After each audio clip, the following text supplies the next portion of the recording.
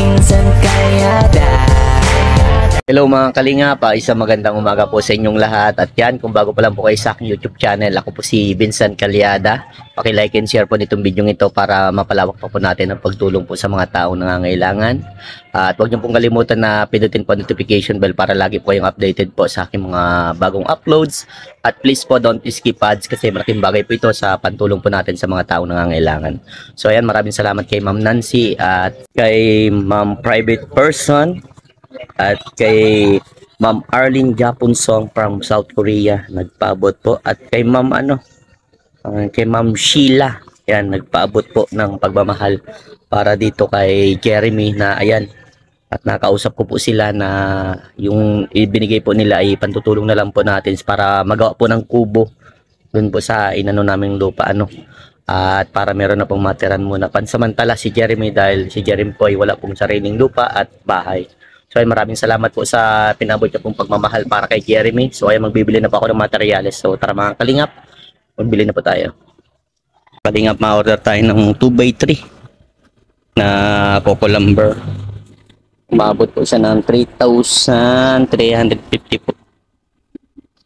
Tapos yung mga na-order po natin kanina ay dito po sa akin yung resibo. Ayan mga Kalingap, ito po yung ating mga in-order. 7,290, 3,350. Tapos ito po yung cutting disc, 100. Tapos ito po ay 1,926 po.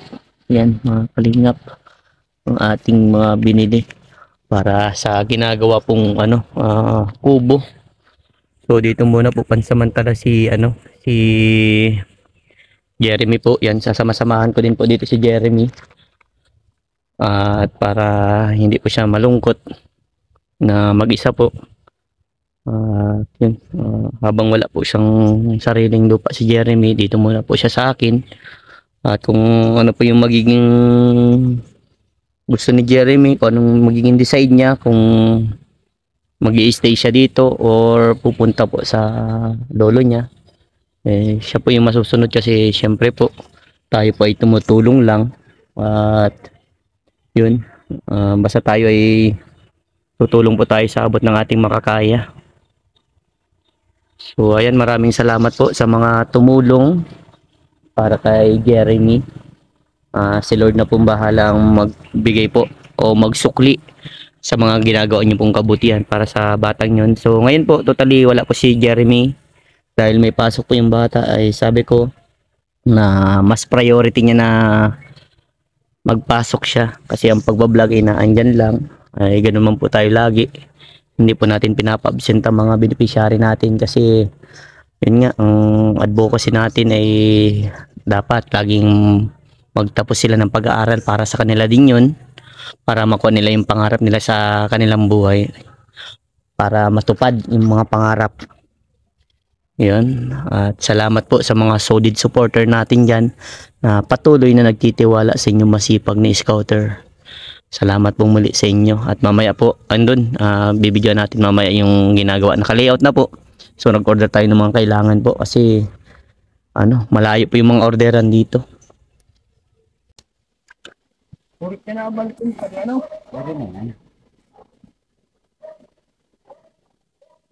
Yan po, nagpuputol na po ng bakal. So ayan po, nagluluto ngayon si Kuya Vincent ng pansit para may merindalan po kami. Napakasarapan naman ni Kuya Vincent magluto ng pansit. Mga Kalinga po, tumutulong na si Jeremy. Half day lang pala si Jeremy. Sanay din sa bundok si Jeremy. Parehas ni Kuya Vincent niya. Mga Kalingap, luto na po ang ating pansit. Nilagyan po natin sabaw kasi para sa mga nagtatrabaho po. Ayan, puste na po. Yan si Jeremy, nakarating din at walang pasok. Maya po interview natin si Jeremy. O Jeremy, kamusta? Ayan mga Kalingap, at nakaputing na, lalagyan na ng mga yung raba para ito yung nagpatagal po pagkabit nito kasi wala siyang forma, kumbaga ito yung pinaka forma niya. Hindi kasi pwedeng pakuan po. Masisira yung ano ng ano. PVC. Yan mga kalingap, tutulong din si Jerry mag-igib ng tubig.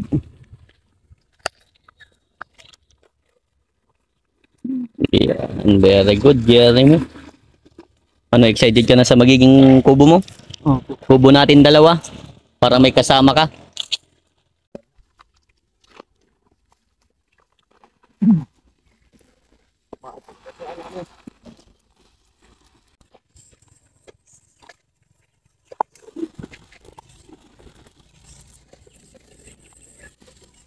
Tuloy.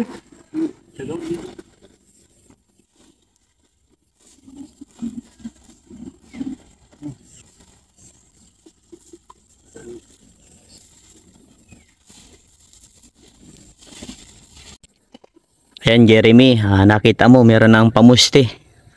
Anong masasabi mo at nandito na yung ano natin? Sisimula na. Ay, nagulat din po ako kasi biglaan po. Kala ko nung ano pa po. Kala ko matatagalan pa po. Ay, nagulat ako, punta ko dito ngayon, meron na po agad mga puste. Simula na po agad. At merong mga nagpadala dito sa iyo, ano? Si Ma'am Nancy, nagpaabot sa iyo ng 29,000 at 3,000 para sa ano, sa iyo. Yung 29,000 para dito sa kubo. Tapos si Ma'am Sheila, nagpaabot din 2,000. Si Ma'am Arlene Japonsong, nagpaabot ng 5,000. At Ma'am Private Person, nagpaabot din ng pera para sa iyo dito sa magiging bahay nyo, ano, bahay natin pala. So ayan, may abot ako sa yung 3,000 para sa ito. Dagdag mo ito sa allowance mo, ha, para ano, yung mga pangangailangan mo mabibili mo, tapos ipon lang at siyempre mapasok ka na naman baga ulit. So ayan, anong masasabi mo dito sa magiging bahay natin? Sana po magawa po agad para hindi na po ako nangangamba. At sana po pag nagawa na po ito, sana kahit minsan po dito rin po matulog si Kuya Vincent para may kasama po ako at hindi ko po maramdamang nag-iisa po kahit may sarili pong tulugan. Ito, tanggapin mo. Isa, dalawa, tatlo. Yan, pinabot sa ni Ma'am Nancy yan, ano? Tanda mo na si Ma'am Nancy? Yan yung nagsusuporta din sa iyo. At yan, isama natin sa ating dalangin si Ma'am Nancy, ano? At marami din pinagdadaanan si Ma'am Nancy. So ayan, at masaya ako kahit papano nasisimula na itong bahay, itong kubo. At dito sa inaano naming lupa, ano? At kunting ano lang tayo, madami pa tayong kailangan dito. Ang budget natin na almost nasa 40,000, kulang pa yun. At bahala na kung may mga biyayang dumating para dito sa atin, kasi nakakausap ko yung kaibigan ko, mahal daw yung pagpakabit ng tubig pati ng kuryente. Bili pa tayong service drop, yung ano sa kuryente. Basta marami pa tayong kailangan, pero unahin na muna natin na magkaroon tayo ng bahay para ano dito, at papagang ko ito ng balkon, papalagyan natin ng safety din ng lock para yung bahay natin ay safe din, safe tayo kumbaga. Yun, kamusta kayo din nila Nanay Tinay, kasi di ba naandun sa ano, pinuntahan mo sila doon sa ano, sa kamag-anak yan, di ba nila, no? O kamusta naman sila? Ayos naman po. Sobrang saya po ni Mama Tinay dahil nandun po ako. At lagi din po ako katabi pag natulog. Magkakatabi kayong lahat? Opo, ayaw po niya mahihiwalay ako sa tulugan. Ganyan po siya mapagmahal na magulang. So nakakalungkot lang kasi pag ano, malalayo ka na, pero pwede naman sila magpunta dito, ano? Para mabisita ka, para mamonitor ka din. At anong sabi nila Nanay Tinay na magkakaroon ka ng kubo? Kung sakaling nandito na daw po ako, pwede daw pong kapag nandito na yung bahay, kung pwede lang, kahit may bahay na po dito, kahit kung pwede daw pong matulog din daw po ako doon. O siya po Pwede ang naman. bisita dito? Magsabi ka sa akin kung doon ka matutulog para ako maano dito, ano. Dito naman din ako matutulog para may lagi kang may kasama. Marami pala tayong mga kailangan. Higaan, unan, kaldero, kawali, Mga gamit yung mga gasolito. Marami tayong kailangan, mga gamit sa loob ng bahay. At syempre, yung pinaka-priority talaga natin na magkaroon tayong internet. Kasi kailangan ko din ng internet, tapos yung kuryente, tubig, basta mabait si Lord. Maraming paraan niya, maraming mangyayari pa yan. Kaya pinano ko dito para hindi ka nangangamba na paalisin pa. Kasi alam ko, naramdaman ko yung nangyari sa iyo, na ang dami mong sinabi kay Kuya Vincent mo na talagang nanlumo din ako. Ayaw ko kasi sa isang tao na makakarinig ng ganung bagay na parang gi-give up na. Parang sinabi mo sa akin na yung parang sumuko ka na, susuko ka na. Alam kong napakahirap ng lahat ng pinagdadaanan mo, pero sana lahat ng mga nangyayari sa buhay mo maging maging lesson, maging aral kumbaga sa iyo. Alam kong napakahirap lahat ng pinagdadaanan mo. Kumbaga kakaiba yung daan mo sa dinadaanan ng mga kasing edad mo. Diba? Ano yung mga pwede mong maibahagi sa mga kapwa mo na hindi nila ito nadadanasan, at kung ano dapat nilang gawin? Sa mga, ito yung payo ko lang po, sa mga kaedad ko pong teenager, yung mga hindi po nakakaranas dito, kung lalo na po kung kasama niyo yung mga tunay niyong magulang at sila yung nag-aalaga sa inyo, at kasama niyo palagi sa loob ng bahay, at palagi rin kayong kumakain ng sama-sama, mahalin niyo po ang magulang niyo at huwag kayong magpapasaway, yung bibigyan sakit ng ulo habang nabubuhay pa sila. Mahalin niyo po. Yun lang po. At iparamdam niyo rin sa mga magulang niyo na importante sila sa inyo, na sobrang halaga nila sa inyo, na kapag nawala sila ay hindi niyo kakayanin. Kaya mahalin niyo ang magulang niyo.